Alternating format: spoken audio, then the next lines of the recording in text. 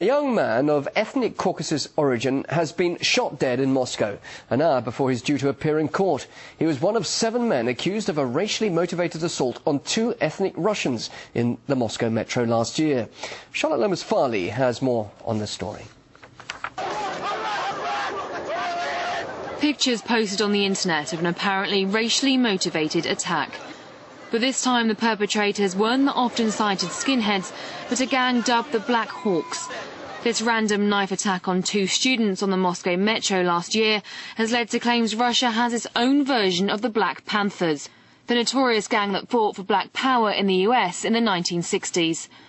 7 of the so-called Black Hawks were put on trial for the metro incident, but 1 is now dead after being shot on Thursday by a masked gunman in an apparent revenge attack.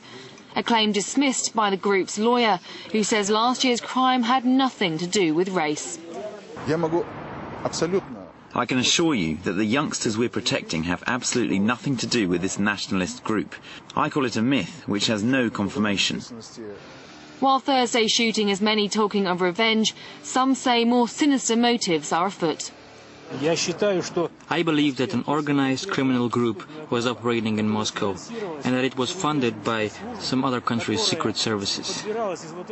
No matter who's responsible, it'll do little to calm fears that racially motivated attacks are out of control in Russia.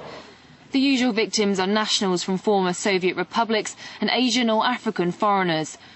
So far this year, 42 people have been killed and more than 200 injured in neo-Nazi or racist violence, according to a Moscow human rights group. And while the number is down by nearly a half compared to the same time last year, the concern now is Thursday's shooting could trigger a dangerous chain reaction. This is war. The aggression will be rising from both sides. I hope that ethnic organizations will try to control the youngsters, at least some of them. Combating racial hate crimes has become a state priority.